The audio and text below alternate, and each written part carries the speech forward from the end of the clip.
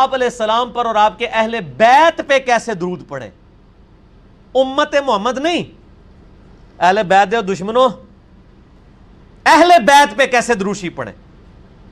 فَإِنَّ اللَّهَ قَدْ عَلَّمَنَا كَيْفَ نُسَلَّمْ، جبکہ آپ صلی اللہ علیہ وسلم کے ذریعے اللہ نے ہمیں سلام تو سکھا دیا ہے، السلام علیکہ ایھا النبی، نماز میں آپ درود سکھائیں جو آپ کو اور آپ کے اہل بیت پہ پڑھیں۔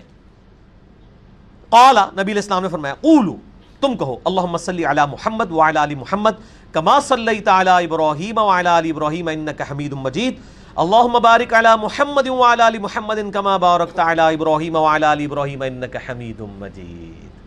تو آل محمد سے درود میں مراد اہل بیت ہے، اور وہ صحیح مسلم میں غدیر خم کی 4 حدیثیں ہیں 6225 سے لے کے 6228 تک کہ اہل بیت کون ہیں۔ زید بن ارقم کہتے ہیں کہ اہل بیت، پوچھا گیا کیا نبی کی بیویاں اہل بیت ہیں؟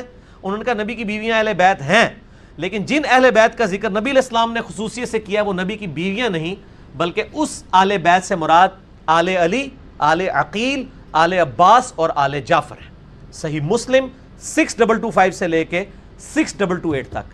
نہ میں وابی، نہ میں بابی، نہ میں سنی، نہ میں شیعہ، میں مسلمان۔